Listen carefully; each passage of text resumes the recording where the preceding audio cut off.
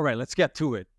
4 biggest problems that men have to deal inside a marriage today.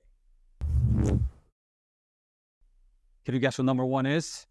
I think you can. Lack of sex. Lack of sex. You know, it's amazing the amount of men that go by year after year after year inside a relationship and a marriage with no connection, no touch, no sex, no intimacy. But why does that happen? Why? I want to tell you why. Because of you. Yeah. Look, man, I didn't make the rules, but here are the rules. A man leads inside his marriage. He leads. When he leads, then everything else is like a domino play. The first piece needs to follow for everything else to follow. And you're that piece as the leader. So look, for a man to get turned on, we don't need much, right? You know, all we got to see is some sexy robe or skirt and we like ready to go. So that is not the case for a woman. And you know this. Look at your woman like a furnace, like a wooden furnace. A wooden furnace that needs to be burning hot. But for it to be burning hot, you need to put wood in it. That's not what I'm talking about. Hold on. Okay. But you need to feed the fire. You need to feed the fire because only when the fire is hot, it can heat the house. It can heat the home. Let me explain it in a different way. The art of seduction inside a marriage, it needs to exist. You as a man, you need to be able to seduce your woman into doing the things that you need her to do. This is not manipulating her. It's not what I'm talking about. It's not what I'm talking about. It's like this. What if you would send your wife a message here and there? What if you would surprise her with a gift here and there? What if every week you would do something for her out of the ordinary? What if you would be playful, just remembering her and giving her attention day after day after day? Like I said, a wooden furnace. So then when you want that affection, she's more than happy to give it to you. She wants to give it to you. Okay, so that was tip number 2. So tip number 1, you are the problem. Tip number 2 is seduce your wife. Here's tip number 3. Act like a man. What do I mean by that is you don't beg. You don't ask. You don't beg. Look, I get it. Being in a relationship that is so sexually frustrated that sometimes it just comes out. Like you want that affection, you want that attention so bad that you ask for it. But as soon as you ask, as soon as you beg, that's going to create a distance, an even bigger distance from her to you or between you two guys. There's no way that that's not going to happen because women are not attracted to men that beg and ask. Now, what I don't mean is for you to come home after 4 weeks, 5 weeks, 3 months, whatever time, without giving her any attention, and to get home and you act, honey, it's time for us to have sex. Get on your force. Obviously, shit's not going to work, man. I mean, this can work if it's like a playful mode after you've been playful for a long time. But out of the ordinary, you can't just go out there and make this move. It's not going to work. What do I mean by that? The act of seduction gives you a way where you never have to ask, never have to beg for sex again. Because you're giving her the attention that she wants, that she deserves. And in return, you're getting the physical connection that you want and you deserve. Got that? Let's go to problem number 2. Hey, real quick, if you're enjoying the video, click that like button, throw a comment in there, and subscribe to the channel. And the problem number 2 is the lack of time that a man feels inside his marriage. Lack of time. What do I mean by lack of time? Dude, we are feeling daily pressure to provide, to protect. That's our role. That's our job as men, is to provide, to protect. And we feel that pressure on our shoulders. Of course we do. You're human. You're going to fucking feel this pressure, man. So what happens? You stay late at the office because you want to be a good provider. Like, you spend extra time researching, finishing the projects, learning, working, so you can provide. And what happens? What happens is sometimes you had no time left for the family. And your kids are going to remind you of that. And your wife is going to remind you of that. And they fucking should. So you're asking, my life is busy. How do I find the time? Let me give you a couple tips. Okay. Tip number one, and this is going to blow your mind. Look, man, a lot of this stuff is like common sense. That people have to remind me, that my coaches have to remind me, and now I'm reminding you. Wake up early. What? All right, hear me out. What time do you wake up? Things like, okay, maybe you go to the gym. I hope you go to the gym, man. If you don't go to the gym, then what the hell's wrong with you? Take care of your body for everyone's sake. When you go to the gym, do you go to the gym after work? Why? Like, what are you doing after work that you could be doing before work? Yeah, but I don't have time because I wake up at 7, wake up at 6, wake up at 5. Like, how important is it to spend time with your family? I'm asking you. I spend time with my family.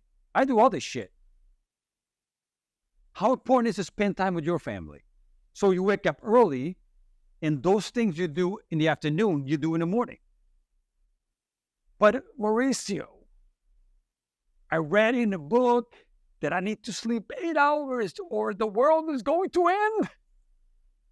Look, man, I sleep 5 hours, sometimes 4, sometimes 6, but that's me. If you really, really, really, really need to sleep the 8 hours, then go to bed earlier. Mauricio, but I know I can't go. Look, man, at one point, you have to stop making excuses and chase something, right? So I'm giving you a couple of tips. That's all. Don't be mad at me. Don't get mad. I'm giving you a couple of tips that you can use. So tip number 2 is this. Schedule dates with the wife and the kids. Put them on the schedule, man. You have all these important meetings throughout the day, right? Oh, I have this important meeting over here, and then I have to talk to this person over here, and then I have to talk to this person over here, and you put that on your schedule. Great. Like, how important is dating your family, dating your wife? That is the most important thing that you can do, that you should do as a husband in order to create the marriage that you want, that she wants, that your kids want, for you and for them. So date your wife. Put it on the schedule. Just put it in there. Date the wife. That's going to require what? Investment of your time. You're going to have to research a date, and you have to come up with times, and you have to come up with logistics. Guess what? I know it's not fair. I understand. Again, I did not make the rules. But a man leads, and you lead by scheduling dates and putting them on your schedule. Tip number 3 is this. Dude, you waste so much time. You do. You waste so much time during the day. You don't even know. Okay, unless you're 0.001% of men out there, which you're probably not, you're wasting hours during the day. How do I know that? Because I used to do it, and so did everybody else that I ever knew, until I showed them this trick. It's an awesome trick. You're going to love it. It's state of the art. But it works, man. Do it. Like, I'm just going to tell you, document your day. Document it. Dude, I have a notebook of the last 7 days of since I woke up until I went to bed. Like, I put everything in there. And I woke up in the bathroom, had a coffee, did my stack, work out, took a break, watch social media, watch Instagram, fucked around, with having 2 hours of lunch, whatever it was, just put it in there. Document your day. Document your day. You're going to thank me for this one, right? Now we go to problem number 3. Problem number 3 is about finances. The financial stress inside a marriage is one of the top 3 causes of separation, of marriages not working, of families just falling apart. It's stress about money and the disorganization about money, about finances. How do we fight that? Tip number 1, share the truth. Share the financial truth with your wife. If you're already doing this, good for you. Most men are not. They don't. They just keep everything secret. Everything locked in. Secret. Nobody can take a look. It's all secret. It's pathetic.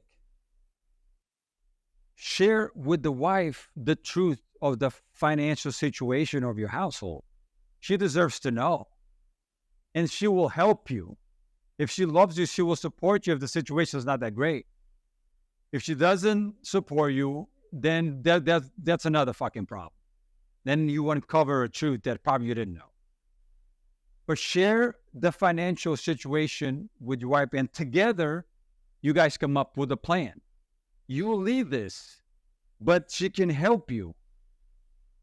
And there's no hiding anymore. You guys work as a team. That can help you a lot, man. Trust me. Now, number 2, do you know, I'm laughing because I used to do this shit. It's so ridiculous. Do you know how many money is going out the door? Do you? Like, do you know by the dollar how much money you're spending in expenses? Probably not. Probably don't know. Okay, how do we fix that? We need to know how much money. I know you know how much money is coming in. How much money is going out? You need to know. So you get the bank statements, the credit card statements, and all the statements of all the credit card, bank accounts, everywhere where money goes and ways that you spend money, and make a list. Make a list of everything, fixed expenses and the last 3 months of expenses. And you're going to go through it, and you're going to see a bunch of shit that you don't need, and you start crossing off. Number 3. Yeah, man, learn about money. How does money work? Learn about people, study people that have lots of it. Man, how are they able to keep their money? How are they able to make money, keep money, and reinvest money, making more money? How does money work? How does money flow? How do banks work? Like YouTube videos, books, courses, seminars. Like, even if you're not an entrepreneur or if you're not in financing or whatever, like, learning how money works is crucial, brother. Crucial. Learn how it works. You'll make better decisions, I promise. So that's tip number 3. Learn about money. And now we're going to get to our problem number 4 today. Emotional intelligence. Dun, dun, dun, dun. This is a sensitive subject for a lot of men. Emotions, feelings. Because most men, let's face it, are clogged up inside with feelings from 30 fucking years ago. They realize some of it, don't even realize most of it. When I started going through this rinsing, unclogging of all this shit, all this dirt that I carried inside for decades, when I started to uncover, dude, like, I started noticing and stuff came up from, oh my God, dude, so much stuff buried that I had to work through. So you're all clogged up inside, man. So we need to fix that shit. Okay? If you want to. Okay? If you're happy being all clogged up with all your feelings and frustrations and anger inside, then go ahead. Okay? Your choice. It's always your choice. But how can we deal with being a little more emotional intelligent? Number one, you keep a journal. Oh. What? Yeah, do journal. Oh, chicks journal, man. Men don't journal. All right, listen. Don't call it a journal. I call it a stack. What's a stack? A stack is one of the tools that we have here at the Elite Game, and it's a strategic and sequential journal. It's a way of you documenting your day or whatever's going on inside, something that pissed you off, something that frustrated you, a problem you have. Like, it's sequential. So we men, we think logically. And that's where this is awesome, because it takes you from the beginning of anger, frustration, a problem you have. It takes you through all these steps. And at the end, you get with the revelation, you get a lesson, you get an action to take to solve the problem. Is that better than journaling? Listen, this is one of the tools that I use the most. It's unbelievable how sometimes one thing that you implement in your life, it can help you change the direction of your life completely. That was one of them.